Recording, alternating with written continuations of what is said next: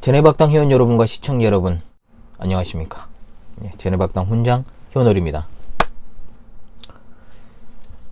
지난 시간에 이제 천년기 수업을 처음으로 시작을 했습니다. 그리고 우리가 천년기에는 역사적 전천년, 물론 이제 두 가지가 있지만 전천년, 후천년, 무천년이 있다 그랬죠.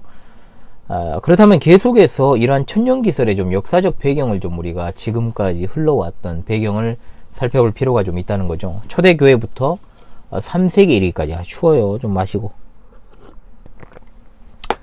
초대교회로부터 3세기 이르기까지 지배적인 천년기설은 바로 전천년이었습니다.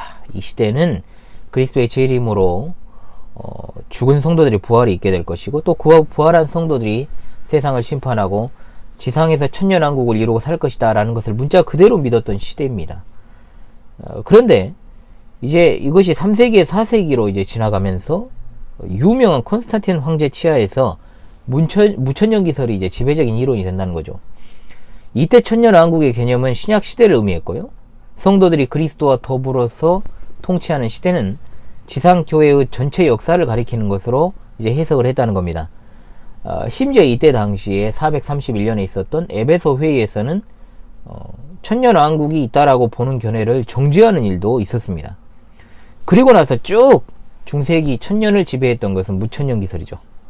물론 그렇다고 해서 전천년기설이 없어진 건 아니었습니다. 만약 없어져 버렸다면 지금 우리가 다룰 필요도 없겠습니다만은 여전히 전천년기설을 믿는 사람들이 있기 때문에, 그렇다면 왜 이렇게 상황이 갑자기 급하게 변했을까요? 3세기에 4세기에 기독교의 박해와 이제 관련이 있다라는 것이죠. 가장 큰 이유는 교회가 안정화된 겁니다. 정치적으로나 물질적으로나 어떤 박해와 핍박의 상황들에서 벗어나면서 그러면서 이제 무천년기설이 태동하게 되었던 계기죠.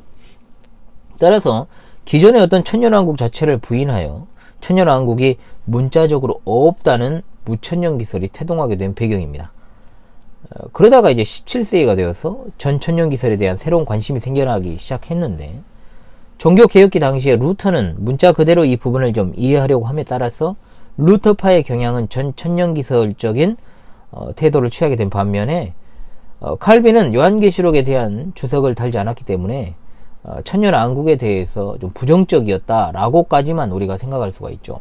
그 이상은 우리가 알 수가 없는 것입니다. 종교개혁기 당시의 화두는 구원론이었기 때문에 그렇습니다. 이제 18세기로 들어와서 이제 후천년기설이 등장을 하게 되는데, 이 세상이 전체적으로 회개하고 예수 그리스도께로 돌아오고 이교도들이 패배해서 이 지구가 천년 동안 우주적 평화, 행복 그리고 의를 누리게 된다. 이 천년이 반드시 문자적인 천년은 아닙니다. 그리고 이 기간이 끝날 즈음에 최후의 심판을 위해서 예수님이 재림하신다라고 하는 후천년기설은 프리메이슨의 사상이었던 계몽주의가 득세했던 18세기와 맞물려 가지고 당시에 많은 사람들이 가르쳐져 왔다라는 것이죠.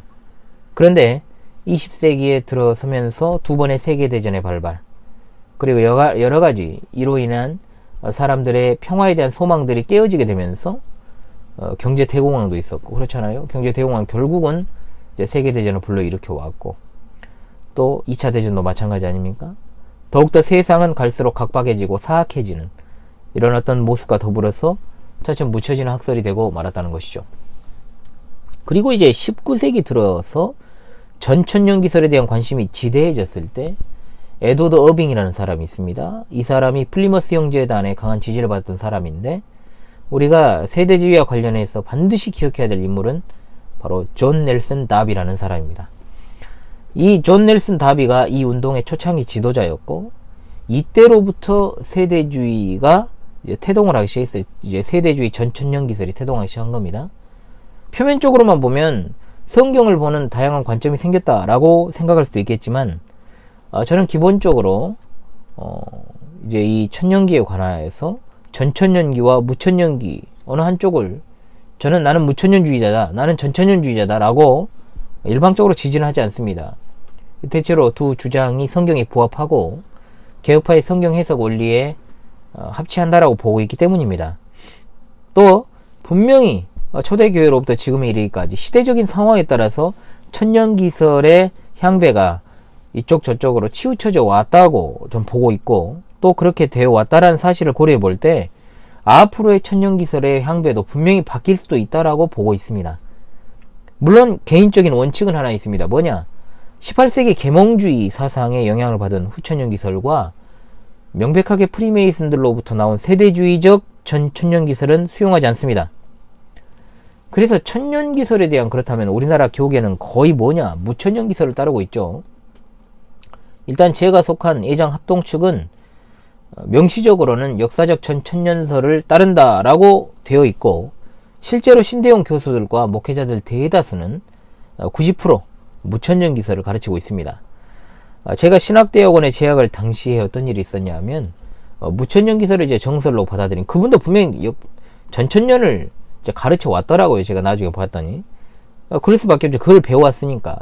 그런데 무천년기설을 정설로 받아들인 저희 신학 교수가 역사적 전천년기설을 제대로 배우지도 못한 신대원들을 대상으로 해서 무천년기의 입장에서 역사적 전천년을 비판하라는 리포트를 내주는 어처구니 없는 일도 있었어요. 저는 이거에 직무유기라고 보고 교수로서의 소임을 다하지 못한 태도라고 봅니다. 물론 무천년기를 지지할 수는 있죠. 그러나 배우지도 못한 학생들에게 학술과 토론이 이루어질 수 있도록 그렇게 지도하는 것이 아니라 한쪽에 그냥 일방적인 입장을 서가지고 비판의 레포트를 제출해 줬다는 것은 분명히 교수로서의 자질에 문제가 있다라고 보고 있습니다.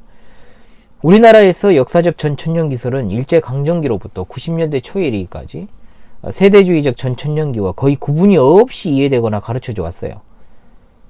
그리고 무천년기설 같은 경우에는 90년대 이후에 이제 세대주의에 대한 거부감, 그리고 92년에 있었던 다미성교 사건, 이런 것들과 해외에서 무천년기설을 배워온 학자들로 인해서 한국 교회계의 대세로 이제 2000년대부터는 완전히 자리매김된 겁니다. 두 주장을 연구하고 가르치는 학자들이 겸손한 자세로 서로를 인정하고 학적으로 토론하고 상호 보완점을 찾아내는 것이 분명히 저는 가능하다고 보고 있습니다. 그러나 무천년기설을 주장하는 일부 성경신학자들이 역사적 전천년기설에 대해서 논쟁할 가치도 없다는 식의 교만한 태도를 보이는 경향이 있는데, 이거 시정되어야 된다고 보고 있습니다. 자, 오늘은 제가 전천년기 그리고 뿐만 아니라 여러가지 천년기설에 관한 대략적인 설명과 그 역사적 배경에 대해서 거기에 대해서만 공부를 했습니다. 이제 다음 시간부터는 후천년기설부터 하나씩 차례대로 공부를 해 나가도록 그렇게 하겠습니다. 여러분, 이번 시간도 참으로 수고했습니다.